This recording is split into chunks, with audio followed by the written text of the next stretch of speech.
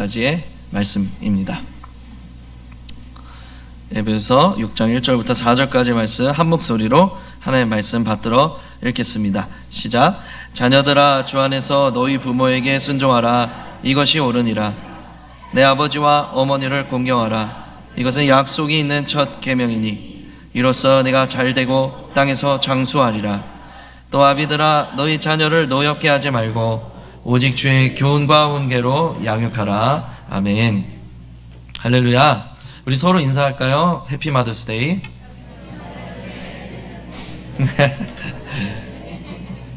예. 오늘 마더스데이이기도 하면서도 우리 교회들은 보통 이날을 어버이 주일로 지킵니다. 그래서 오늘 말씀의 주제도 이 가정의 달 5월달에 맞게, 5월달 가정의 달에는 두 가지 큰 주제가 있죠. 부모 그리고 자녀. 오늘 본문 말씀을 통해서 하나님께서 우리에게 주신 가정을 어떻게 건강하게 세워나가야 할지, 부모와 자녀의 관계를 통해서 함께 배워나가는 시간이 되기를 바랍니다. 어떤 아버지가 이제 아들과 사이가 좋지 않아서 상담을 받았습니다. 상담가가 이 권면을 해주기를 아버지와 아들이 함께 공유할 수 있는 공통된 주제를 가지고 대화를 좀 나눠보세요 라고 권면해 주었습니다. 다음날 아버지가 화가 잔뜩 나서 상담가를 다시 찾아왔습니다. 선생님 말 괜히 들었다가 우리 아들이랑 사이만 더 나빠졌다는 거예요. 그래서 아니 그러면 아드님하고 공통 주제로 좀 이야기를 나눠보셨냐고, 그러니까 그랬다는 거예요. 어떤 이야기를 나눴냐고 물어보니까 아버지가 하시는 말씀이 너 요즘 학교에서 몇 등 하냐? 라고 물어봤다는 거예요. 부모와 자녀 관계가 참 쉽지가 않습니다. 제 아내도 유아 교육을 전공을 하고 한국에서 오랫동안 개인 사업을 하면서 꽤 인기 있는 그 유치원 특강 강사로서 이 번호표 뽑고 기다려야 되는 그런 인기 강사였는데, 요즘 아이를 돌보면서 자주 하는 말이 있습니다. 내 자식은 쉽지가 않네. 내 자식이 쉽지가 않아. 이런 말을 자주 합니다. 아무리 전문가라 할지라도 내 자식은 쉽지 않은 게 그게 현실입니다. 부모 자식의 관계는 참 어려운 일이죠. 오늘 본문 말씀이 우리에게 말씀해 주시는 부모 자식 간의 그 관계에 대해서 우리가 함께 보면서 우리의 삶 가운데 큰 도움과 은혜가 되기를 축복드립니다. 먼저는 이 자녀에게 주는 메시지로 시작이 되고 있어요. 본문 말씀은 자녀에게 먼저 말을 하고 있습니다. 모든 관계는 쌍방향이라고 할 수 있습니다. 그래서 어떤 문제가 생겼을 때 내 그 책임이 한 절반은 된다라는 것을 생각한다면 문제를 해결해 나갈 실마리가 좀 풀리게 되죠. 그리고 내 문제로 받아들여서 나를 변화시키면 다른 사람도 변화될 가능성이 높아집니다. 그런데 다른 사람의 문제로 받아들여서 그 사람을 변화시키려고 하다 보면 문제가 더 어려워지는 것이죠. 또 기독교인으로서 이 부모 자식 간의 특별히 관계를 볼 때 자식의 입장에서 먼저 보는 눈이 있어야 됩니다. 왜냐하면 우리는 다 누군가에게는 부모이고 누군가에게는 자식이지만 공통된 것은 우리 모두가 다 하나님 아버지의 자녀들이기 때문인 거죠. 그래서 자녀들아 라는 그런 말로 시작하고 있습니다. 우리가 하나님을 아버지라고 부르는 것은 하나님의 사랑이 이 부모의 사랑과 똑 닮아 있기 때문입니다. 제가 아이를 처음 낳을 때 아내가 24시간 진통을 하고 결국 이 제왕절개 수술을 통해서 애를 낳는 것을 보면서 와, 진짜 목숨을 걸고 생명을 낳는 거구나, 생명이 생명을 낳는 거구나, 이런 말이 좀 이해가 됐습니다. 아이가 좀 자라면서 막 저한테 뻘뻘뻘 기어와서 아빠 처음 말할 때 갑자기 벌떡 일어서더니 저를 향해서 터벅터벅 처음으로 걸어올 때 그리고 요즘에는 무슨 일이 있었냐면요, 갑자기 제 딸이 말문이 터지면서 아빠 사랑해 그렇게 말을 하더니 제 손을 탁 잡는 거예요. 그리고 제 손등에다가 입을 맞춰 주었습니다. 그 장면을 보면서 제 마음속에 어떤 생각이 들었냐면, 아 진짜 내가 이 아이를 위해서 죽을 수도 있겠구나, 그런 생각을 했어요. 근데 동시에 드는 생각이 무엇이었냐면, 아 우리 부모도, 내 부모도 나를 이렇게 사랑했겠구나, 그 생각이 문득 드는 거예요. 생각해 보니까 어머니가 가족들이 남긴 밥을 종종 드셨거든요. 근데 그때는 아무 생각이 없었어요. 근데 요즘 들어서 저나 제 아내가 제 딸이 남긴 밥을 막 주섬주섬 먹는 것을 보면서 어머니의 마음이 이해가 가더라고요.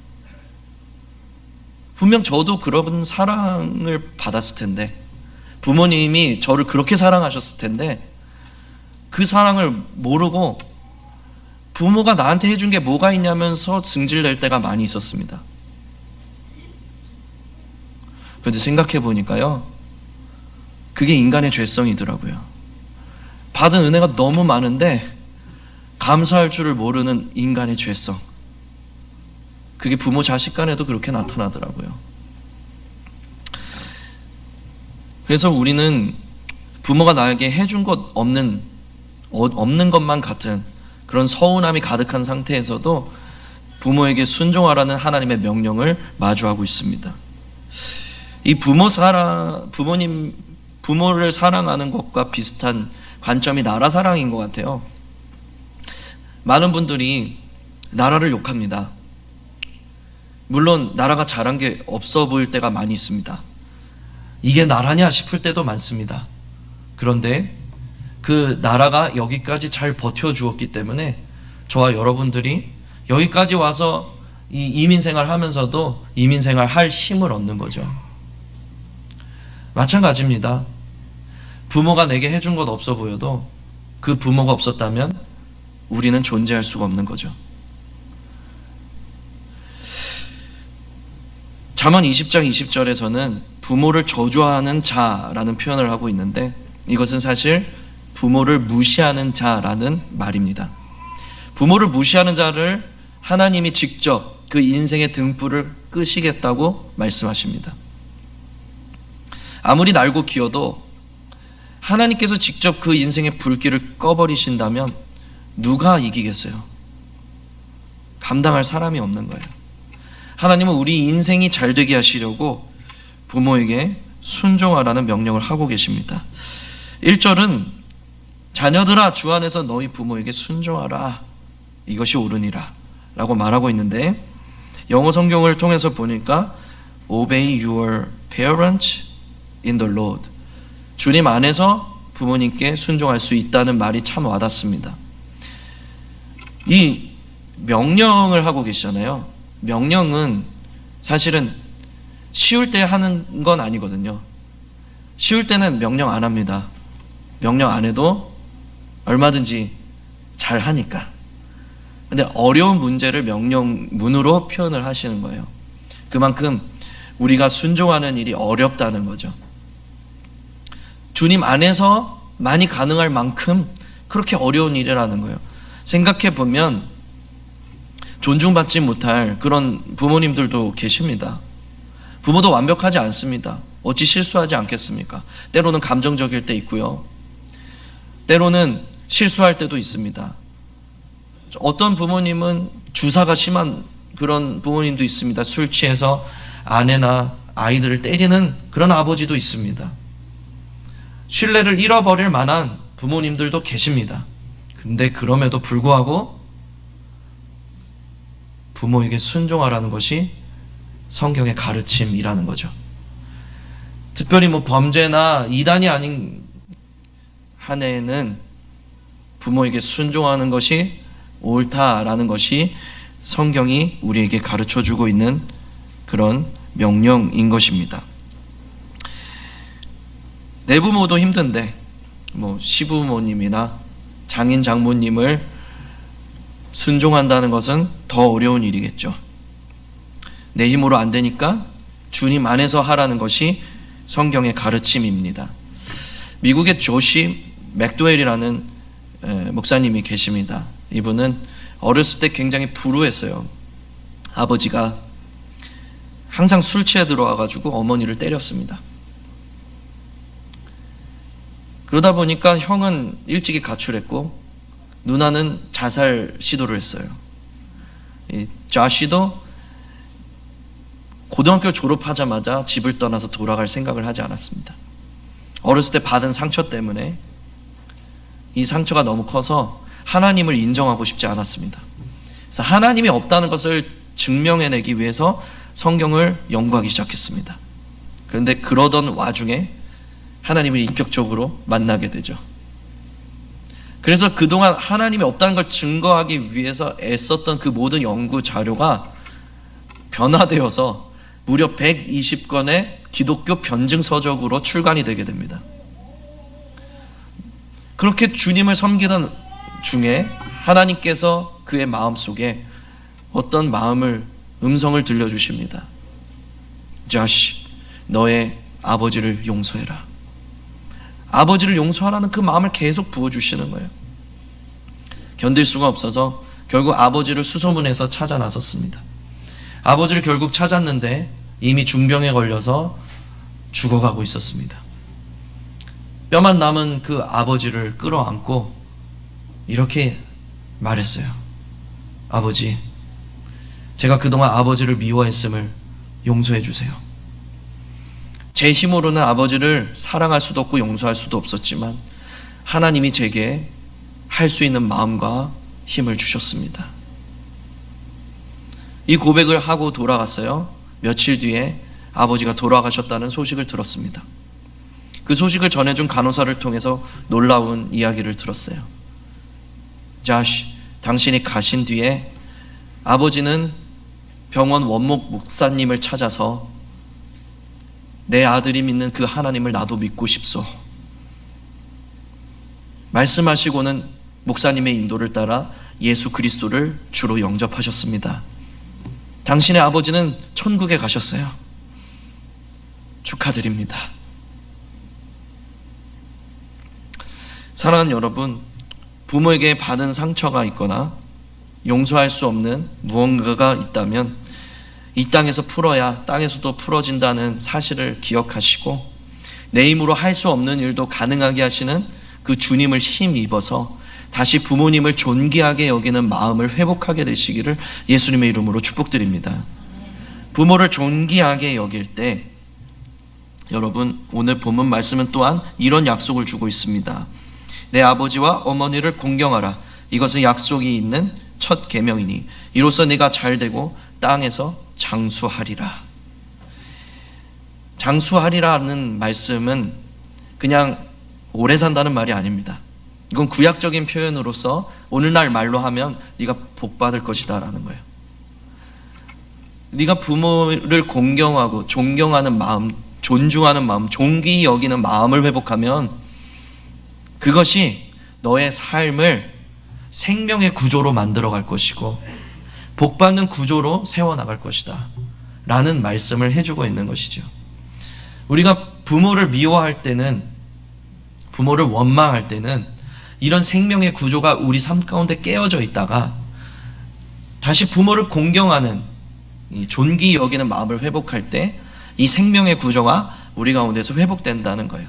하나님은 이 땅에서 역사하실 때 어떻게 역사하시냐면 그분의 말씀대로, 그분이 주신 원리 원칙대로 행하시는 분이세요.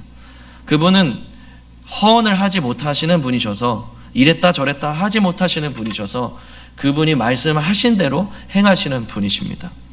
그래서 이 부모를 공경하라는 이 축복을 우리에게 주신 것은 우리가 괴로우라고 하시는 말씀이 아니라 우리의 삶이 복된 구조로 돌아가게 하시기 위해서 우리에게 주시는 명령의 말씀이라는 것이죠.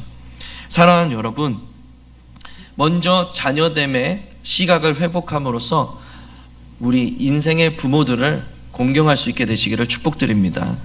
보이는 부모를 우리가 순종할 수 있을 때, 존귀히 여길 수 있을 때 보이지 않는 하나님 또한 우리가 존귀히 여기고 또한 순종할 수 있는 우리의 삶이 될 수 있는 줄 믿습니다. 두 번째는 부모에게 주시는 메시지가 이어지고 있습니다. 부모에게 주어지는 메시지는 이 아버지여 또 아비들아 라는 말로 이제 시작이 되고 있어요. 이거 굉장히 충격적입니다. 우리가 가진 통념으로는 이 자식 교육의 이 책임이 어머니에게 있는 것 같은데, 성경은 부모가 같이 자녀를 교육할지라도 그 최종적인 책임은 아버지가 지게 된다는 것을 말씀해 주고 있어요. 그 최종적인 책임은 아버지에게 있다는 것이 성경의 가르침인 것이죠. 자녀 교육의 책임자로 아버지를 언급했다는 것이 얼마나 놀라운 일인지 모르겠습니다. 4절에서 그렇다면 우리가 자녀 교육을 할 때 어떤 단서를 가지고, 어떤 기준을 가지고, 어떤 원리를 가지고 임해야 하는가를 보여주는데, 먼저 노엽게 하지 말라, 자녀를 노엽게 하지 말라라고 말씀해 주고 있습니다.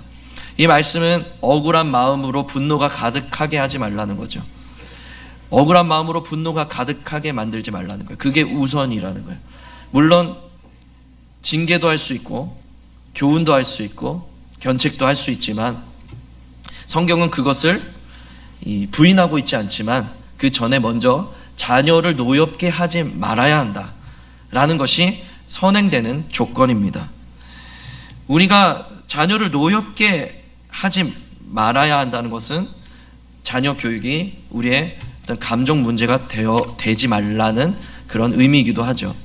어떻게 하면 우리가 자녀를 노엽게 하지 않을 수 있을까요? 왜 자녀는 노엽게 될까요? 그 원인을 몇 가지 설명해 드리고자 합니다. 첫 번째는, 자녀가 노엽게 되는 첫 번째 원인은 부부가 불화할 때 자녀들의 마음속에는 분노가 쌓이게 됩니다. 아버지가 엄마를, 어머니가 아버지를 서로 미워하고 소리를 지르고 심지어는 손찌검하면서 서로 원망할 때 자녀들 마음속에는 분노가 쌓이게 됩니다. 많은 부모들이 자식들에게 결혼 세미나를 합니다. 너 절대로 너 아버지 같은 남편 만나지 말아라. 너 절대로 너희 엄마 같은 아내 만나지 말아라. 그런 이제 결혼 세미나를 할 때가 많습니다. 그럴 때 아이들 마음속에는 존경할 만한 어른이 무너지는 거예요. 마음속에 그 영웅이 사라지는 것입니다. 그러면 그 아이는 끝까지 살아가는 내내 세상의 권위와 부딪히게 되어 있습니다. 권위와 문제를 일으키는 사람이 되고 맙니다. 그 원인이 부부가 불화할 때 생겨난다는 거예요. 그래서 여러분, 부부가 싸우면 아이들 마음에 분노가 쌓이기 때문에 우리가 특별히 이 시대는 아이들의 어떤 그 기술력보다 더 중요하게 생각하는 게, 사람이 할 수 있는 모든 일들을 기계 문명이 다 대체하고 있는 시대를 살고 있기 때문에 이 시대에 중요하다고 말하는 것이 무엇이냐면 바로 사회적 지능입니다. 위의 건의와 그리고 동료들과 또 밑에 있는 이 부하 직원들과 맺는 이 관계의 능력, 이것이 굉장히 중요한데, 이것이 결여되는 사람들의 특징이 무엇이냐면, 공통된 특징 중 하나가 무엇이냐면 부모님들의 사이가 좋지 않은 거예요. 그래서 이런 권위에 대한, 관계에 대한 문제가 생겨나곤 한다라는 것입니다. 그래서 우리가 아이들을 좋은 학원에 보낼 것이 아니라 더 중요한 것이 무엇이냐면 부부가 화목하게 지내는 게 너무 중요한 거예요. 어머니가 아버지를 사랑하고 아버지가 어머니를 사랑하는 모습을 가정에서 노출하고 보여주고 아이들이 그걸 보고 자랄 때 그 아이들이 건강한 자녀들로 자랄 수 있고, 그 아이들은 비로소 주의 교훈과 훈계로 양육이 가능해진다는 거죠. 마음에 분노가 쌓여있는 상태에서는 이 양육과 훈계가 어려워진다는 것입니다. 두 번째로, 자녀들은 왜 노엽게 될까요? 부모의 말과 행동이 불일치할 때 자녀들의 마음속에는 분노가 생겨나게 됩니다. 이 솔로몬이 아주 훌륭한 글들을 많이 썼잖아요. 특별히 자녀 교육에 대해서 아주 중요한 말들을 잠언에 많이 써놨습니다. 그런데 그런 솔로몬의 아들인 르호보암은 우상 숭배하면서 아버지의 나라를 반으로 쪼개놓는 왕이 됐습니다. 왜 그렇게 됐을까요? 르호보암은 솔로몬이 입으로는 하나님에 대해서 이야기를 하지만 실제 삶에서는 우상 숭배하는 그런 언행 불일치, 삶의 부조리함을 보면서 자라났기 때문이었습니다. 오늘날 우리도 수도 없이 이런 실수를 반복합니다. 아들아, 책 좀 봐라. 아버지는 드라마 볼게. 이러면 아이들의 마음속에서 분노가 쌓이는 거예요. 야, 너 야채 좀 먹어라. 아빠는 치킨 먹을게. 이러면 아이들 마음속에 분노가 쌓이는 거죠. 마찬가지로 우리 자녀들이 부모의 삶을 통해서 말로는 하나님을 사랑하라 하지만 실제 삶으론 하나님보다 돈을 사랑하고 세상을 사랑하는 모습을, 그런 인상을 받는다면 자녀들의 마음속에는 분노가 쌓이게 됩니다. 세 번째로, 권위를 함부로 휘두르는 경우가 있습니다. 권위를 함부로 휘두른다는 것은 부모 자신이 하나님인 줄 착각한다는 거예요. 그래서 이 자녀의 일거수일투족을 다 해결해 주려고 합니다. 구석구석까지 간섭해서 다 해주려고 해요. 물론 자녀가 너무 사랑스러워서 뭐든지 다 해주고 싶은 그런 마음은 이해가 가지만 그것은 잘못된 사랑의 표현인 거죠. 요즘에 한국 군대에 중대장님, 소대장님들이 아주 골머리를 앓는다고 합니다. 왜냐하면 부모님들이 그렇게 중대장님들한테 컴플레인을 많이 한대요. 전화를 해가지고 우리 자녀, 심지어는 사진 다시 찍어 달라고까지 전화를 한다는 소식을 들었습니다. 그러니까 이 대학교 교수님들도 부모님들한테 전화를 받아가지고 우리 자녀 점수 좀 잘 달라고 막 하는 그런 항의 전화도 많이 받으시고요. 요즘 시대가 그런 것 같아요. 권위를 함부로 휘두릅니다. 본인이 하나님인 줄 알아요. 부모는 하나님이 아니죠. 자식의 구석구석까지 다 간섭할 그런 권한이 없습니다.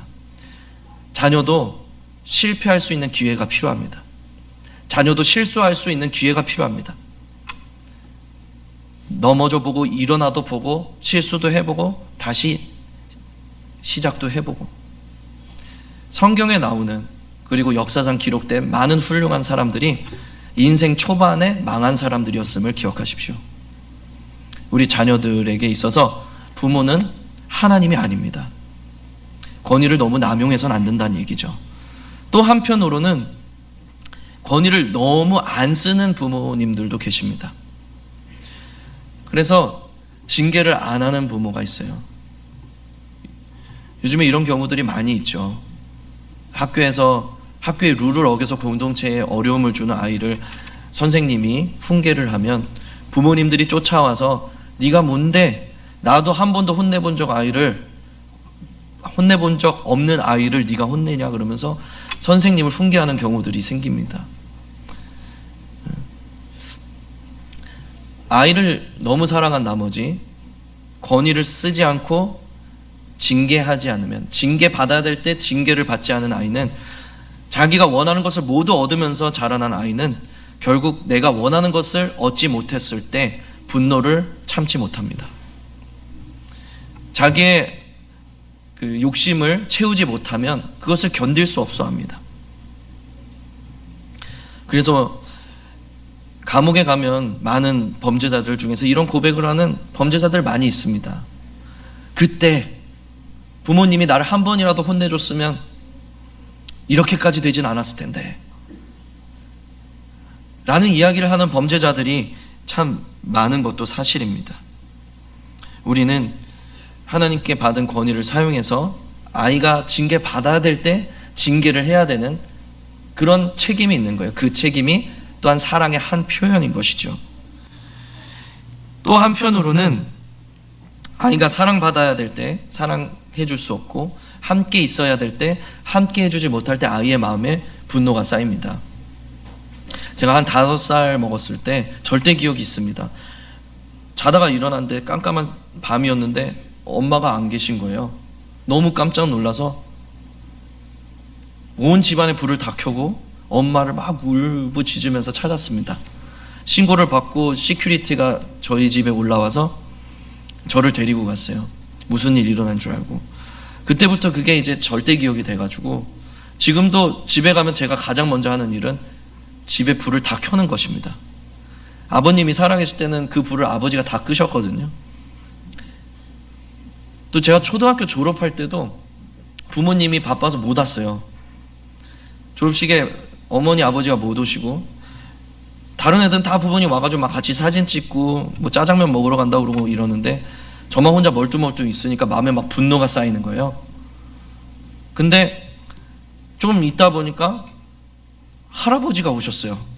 근데 할아버지가 온 게 더 화가 나는 거예요. 그래가지고 할아버지 내팽개치고 혼자 어디로 가버렸습니다. 그날 밤에 어머니 아버지가 저를 달래느라 애를 좀 먹으셨죠. 아이와 함께 있어줘야 될 때 함께 있어주지 못하고 사랑을 줘야 할 때 사랑해주지 못하면 아이의 마음속에 분노가 쌓입니다. 그래서 수많은 PK들, MK들, 패스터 키즈가 이런 종류의 상처가 굉장히 많이 있어요.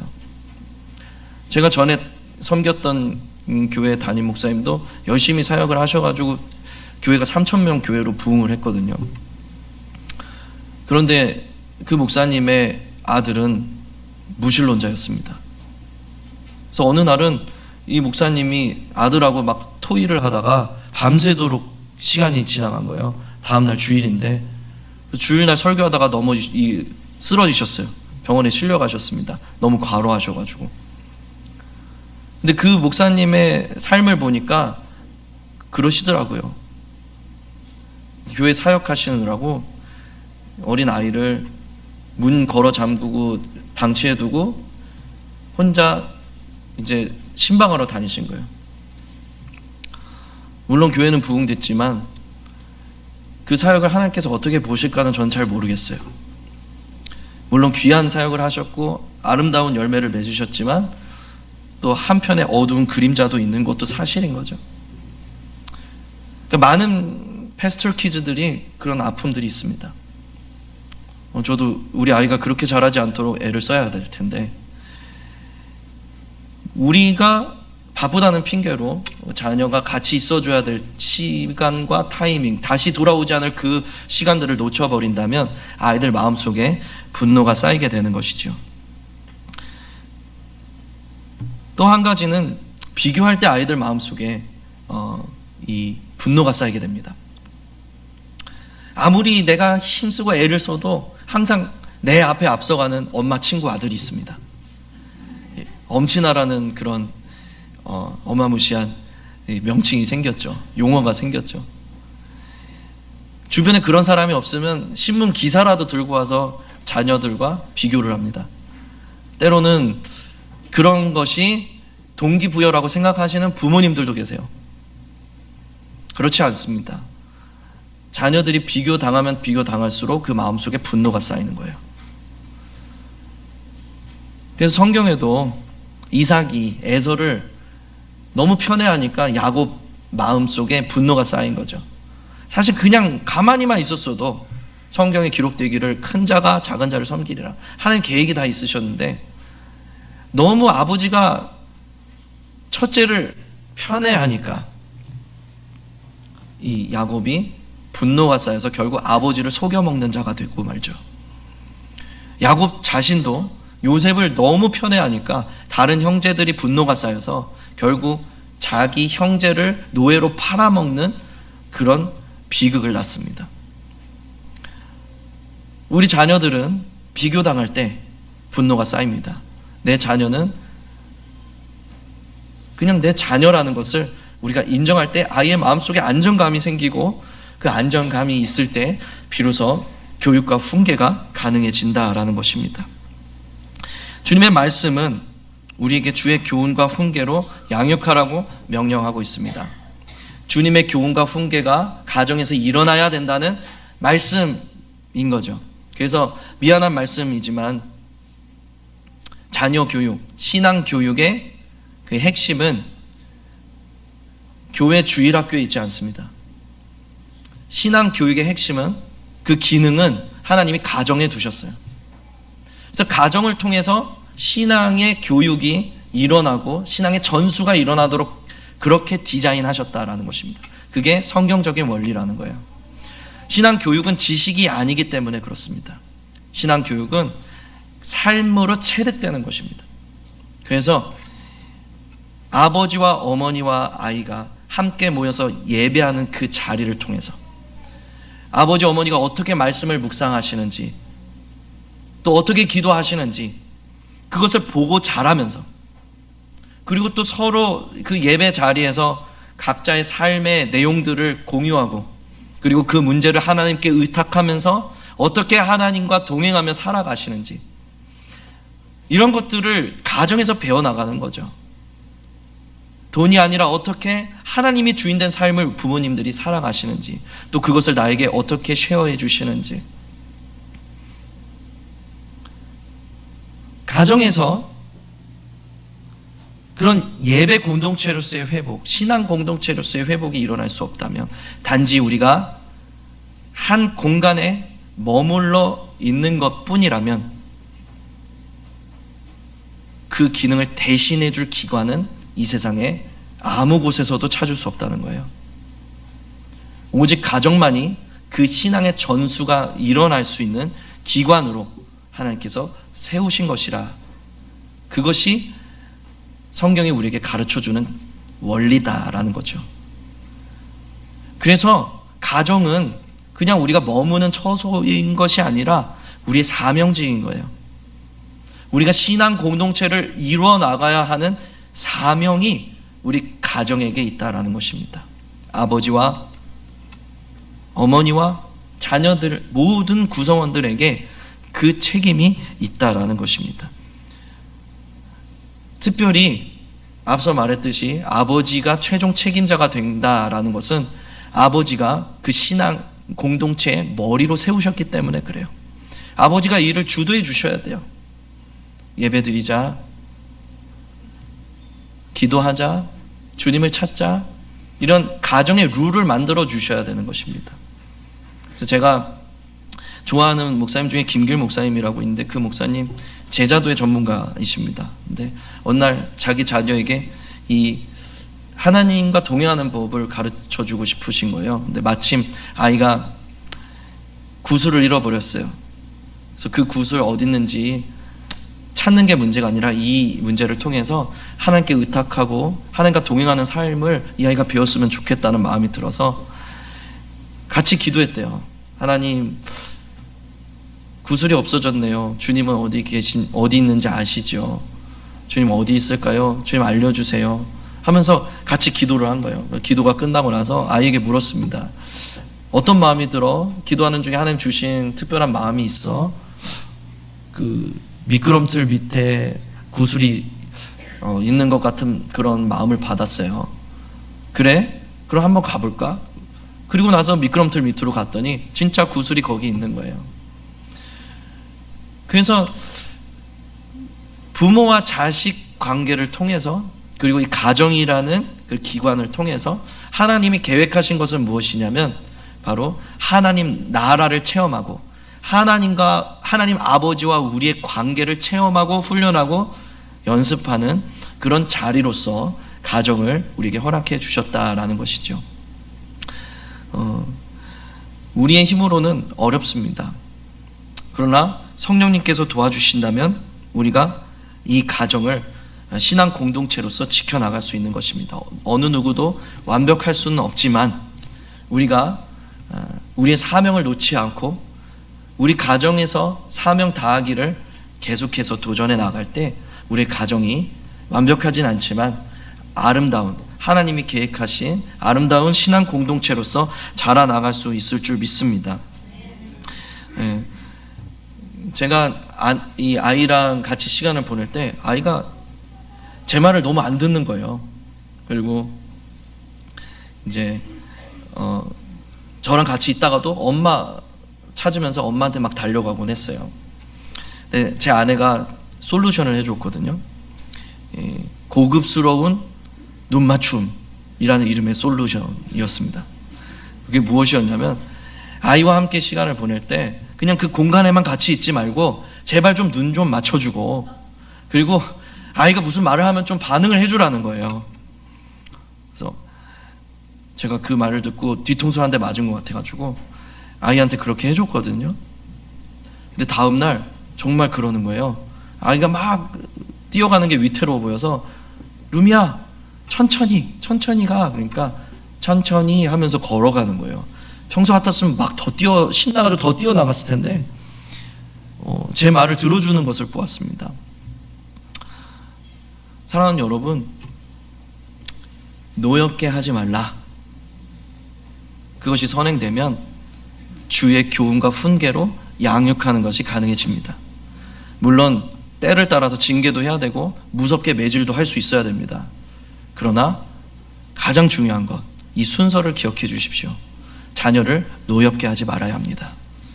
그러면 주의 교훈과 훈계로 우리가 양육할 수 있는 줄 믿습니다. 결론을 맺겠습니다. 자녀도 부모도 다 하나님 나라를 체험하고 연습해 나가기 위해서 가정을 주셨습니다.